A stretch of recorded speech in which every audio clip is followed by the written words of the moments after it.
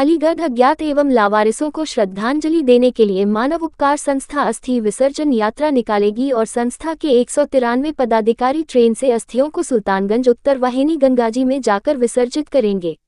आपको बता दें कि पितृपक्ष में आम लोग अपने पूर्वजों की आत्मा की शांति के लिए जहां श्राद्ध कर्म, तर्पण, पिंडदान आदि कार्यक्रम करते हैं जिससे कि उनके पितृ तृप्त हो सकें।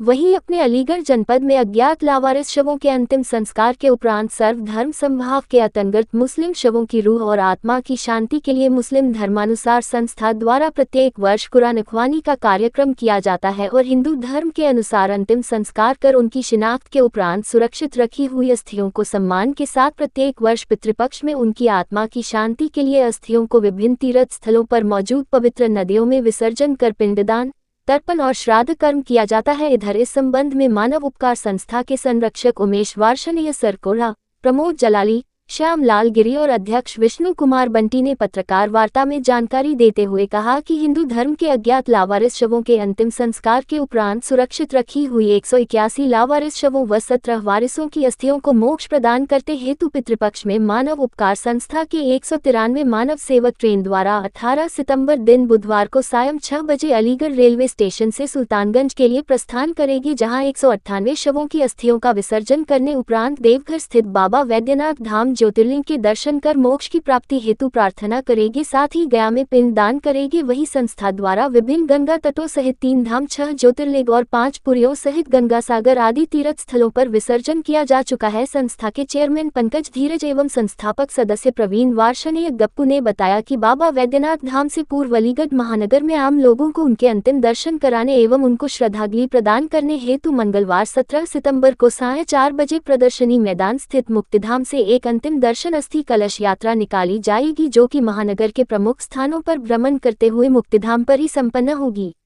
उससे पूर्व इन अस्थियों को अंतिम श्रद्धांजलि देने हेतु मुक्तिधाम पर अलीगढ़ जनपद के विभिन्न जनप्रतिनिधि एवं गणमान्य नागरिक उपस्थित रहकर श्रद्धांजलि देंगे। इस दौरान मानव उपकार संस्था की महिला चेयरमैन कृष्णा गुप्ता ने बताया कि आज महिलाएं किसी भी क्षेत्र में पीछे नहीं हैं और इसी कड़ी में 193 मानव सेवकों में से 98 महिलाएं भी इस अस्थि विसर्जन यात्रा में साथ जा रही है, जो कि गया में सीता माता की तरह सीताकुंड पर मानव उपकार संस्था द्वारा 22 सितंबर को आयोजित किए जा रहे पुनीत कार्य में बराबर की भागीदार होंगी। जैसा कि आप सभी अवगत हैं कि मानव उपकार संस्था पिछले 25 सालों से जहाँ लावारिस शवों का उनके धर्म के अनुसार अंतिम संस्कार करती आ रही है, उसी कड़ी में कुछ ऐसे निराश्रित और गरीब लोग भी मिलते हैं जिनके पास आर्थिक रूप से संपन्न नहीं होते, अंतिम संस्कार के लिए भी व्यवस्था नहीं हो पाती, उनके भी अंतिम संस्कार में संस्था सहयोग करती है। उसी के साथ साथ संस्था जहाँ विभिन्न धर्मों का उनके धर्मानुसार अंतिम संस्कार करती है, उसके उपरांत जहाँ मुस्लिम धर्म में कहा गया है कि जब तक मृत व्यक्ति के अंतिम संस्कार के उपरांत उसकी रूह की शांति के लिए कुरान खानी नहीं कराई जाती, तवरुफ़ नहीं बांटा जाता, तब तक उसकी रूह को शांति नहीं मिलती। उसी श्रृंखला में हमारे सनातन धर्म में भी ये शास्त्रों में उल्लेख है कि मृत व्यक्ति के उपरांत जब तक उसकी अस्थियों को किसी पवित्र नदी में विसर्जन नहीं किया जाता, उसके लिए तर्पण नहीं किया जाता, उसका श्राद्ध कर्म नहीं किया जाता, उसका पिंडदान नहीं किया जाता, तब तक उस व्यक्ति की आत्मा भटकती रहती है, यानी कि उसको मोक्ष की प्राप्ति नहीं होती। इसी कड़ी में ही संस्था के द्वारा प्रत्येक वर्ष जहां कुरान खानी का आयोजन किया जाता है, वहीं पितृपक्ष में हर साल विभिन्न पवित्र नदियां, सरोवर, तीर्थों पर जाकर उनका विसर्जन किया जाता है अस्थियों का, और विसर्जन करने के उपरांत उनकी मोक्ष की प्राप्ति के लिए जहाँ हमारे ज्योतिर्लिंग होते हैं या अन्य महत्वपूर्ण जो भगवान के प्रतिष्ठित धाम या मंदिर होते हैं, वहाँ उनकी कामना की जाती है मोक्ष की प्राप्ति के लिए। साथ ही साथ उनका तर्पण और श्राद्ध कर्म किया जाता है। और कल से 16 दिवसीय पितृपक्ष प्रारंभ हो रहे हैं। इसी श्रृंखला में मानव उपकार संस्था के 193 मानव सेवक इस बार, जिसमें कि 98 महिलाएं भी हैं, सभी लोग संयुक्त रूप से परसों शाम को अलीगढ़ से बाई ट्रेन सुल्तानगंज के लिए प्रस्थान करेंगे। सुल्तानगंज में पतित पावनी माँ गंगा है। वो भी गंगा ऐसी है कि पूरे भारतवर्ष में सिर्फ 2 स्थान ऐसे हैं जहाँ की उत्तर वाहिनी गंगा के नाम से कहलाई जाती है, एक बनारस में और एक सुल्तानगंज में। तो सुल्तानगंज में हम लोग 19 तारीख को इन 198 लोगों की अस्थियों को विसर्जन करेंगे, वहीं उनका तर्पण और श्राद्ध करेंगे। इसके उपरांत हम सभी लोग यहाँ से बाबा बैजनाथ धाम देवघर जाएंगे, जो कि 12 ज्योतिर्लिंगों में से एक प्रमुख ज्योतिर्लिंग है। वहाँ उन सभी की मोक्ष की कामना हेतु भगवान भोलेनाथ से प्रार्थना करेंगे। इसके साथ साथ बोध गया जाकर भगवान बुद्ध की स्थली बोध गया में भी प्रार्थना करेंगे उनको, जिससे कि उन सभी को मोक्ष मिल सके। और साथ ही साथ सनातन धर्म में सबसे प्रमुख जो स्थान बताया गया है पिंडदान का, वो गया है, जहाँ स्वयं भगवान राम जी ने, सीता मैया जी ने भी पिंडदान किया था। वहाँ जाके हम सभी लोग 22 तारीख को सीता कुंड पर सामूहिक रूप से पिंडदान करेंगे। लगभग कितने लावारिस शवों की अस्थियों को आप यहाँ से ले जा रहे हैं? जिसमें 181 लावारिस शवों की अस्थियाँ हैं। इसके अलावा 17 ऐसे लोग हैं जिनके घर वाले, कितने अफसोस की बात है कि हर किसी को कोई ना कोई पैदा अवश्य करता है, हर किसी का कोई ना कोई माँ पिता या कोई ना कोई आत्मीय जन से रिश्ता ऐसा होता है, कहीं किसी का कोई भाई होता है, पत्नी होती है, पति होता है, बेटा बेटी या अन्य रिश्ते होते हैं। लेकिन दुर्भाग्य की बात इस भौतिकवादी युग में, क्योंकि एक इंसान जो जीता जागता, जो कितना भी अच्छा इत्र लगा ले, कितने भी अच्छे कपड़े पहन ले, तब तक वो अच्छा होता है, लेकिन मरने के बाद एक वो लाश कहलाई जाती है। संसार में ऐसा कोई भी व्यक्ति नहीं है जिसकी लाश को हमेशा के लिए सुरक्षित रखा जा सके, तो एक न दिन अंतिम संस्कार करना पड़ता है। तो ऐसी कुछ ना कुछ भौतिकवादी युग में लोग ऐसे हैं जिन्होंने की मजबूरी में अपने उनका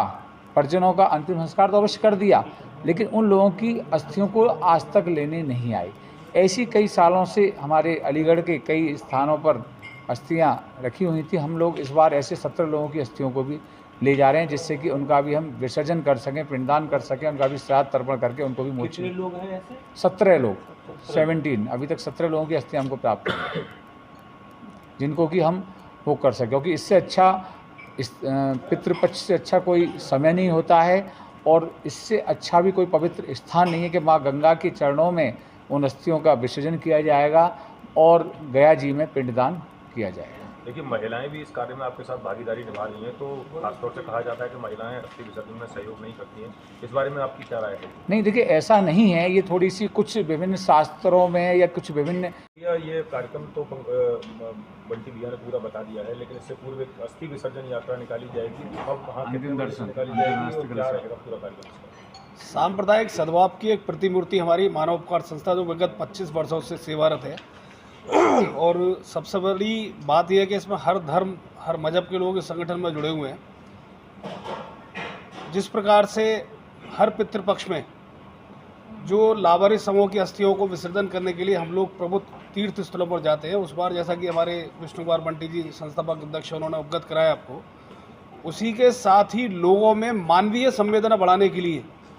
एक अस्थि विसर्जन की अंतिम दर्शन यात्रा हम लोग निकालते हैं, जो एक दिन पूर्व निकाली जाती है, जो 17 तारीख को यानी कल शाम को 4 बजे नुमाइश मैदान की मुक्ति गांव से निकाली जाएगी, जिसमें हमारे संगठन के पदाधिकारियों के अलावा आमंत्रित जनप्रतिनिधि वगैरह अन्य लोग भी उपस्थित रहेंगे। उसका उद्देश्य केवल यह है कि हम सब लोग मानव है, इंसान है, इंसानियत और मानवीयता हम लोगों में पूर्ण भरी रहे और एक दूसरे के प्रति तन्मयता से, सहयोग की भाव से हम लोग कार्य करें, किसी की पीड़ा में, किसी के कष्ट में हम लोग सहयोग करें। तो ये उस अंतिम दर्शन यात्रा का उद्देश्य मेन ये है, और वो कल शाम को यहाँ निकाली जाएगी। और इसका रूट क्या रहेगा शहर में?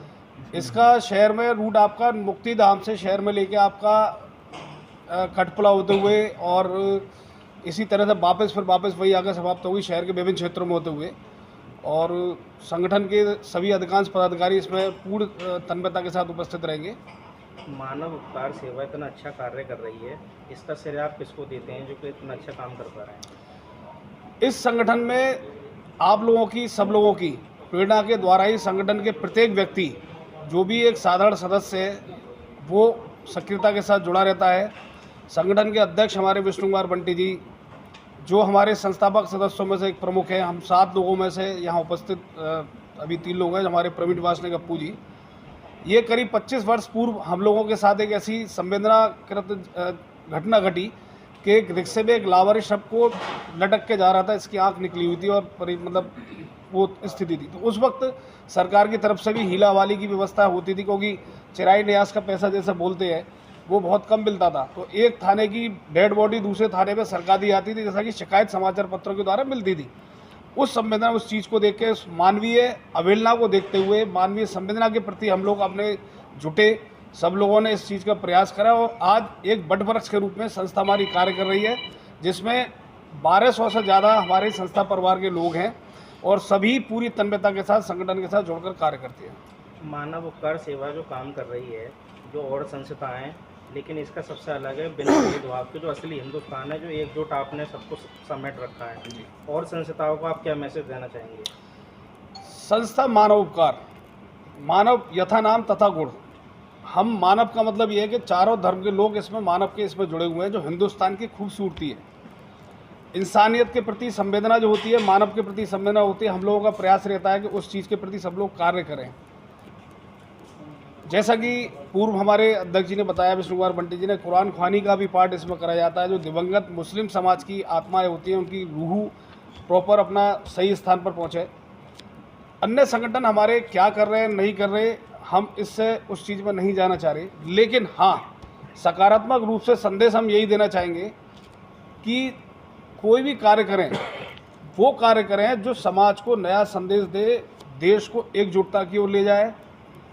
और नई जो युवा पीढ़ी है, जो सोशल मीडिया के दौर में आजकल भ्रमित हो गई है, बहुत सारी चीज़ ऐसी है जो सामने निकल कर आ रही हैं,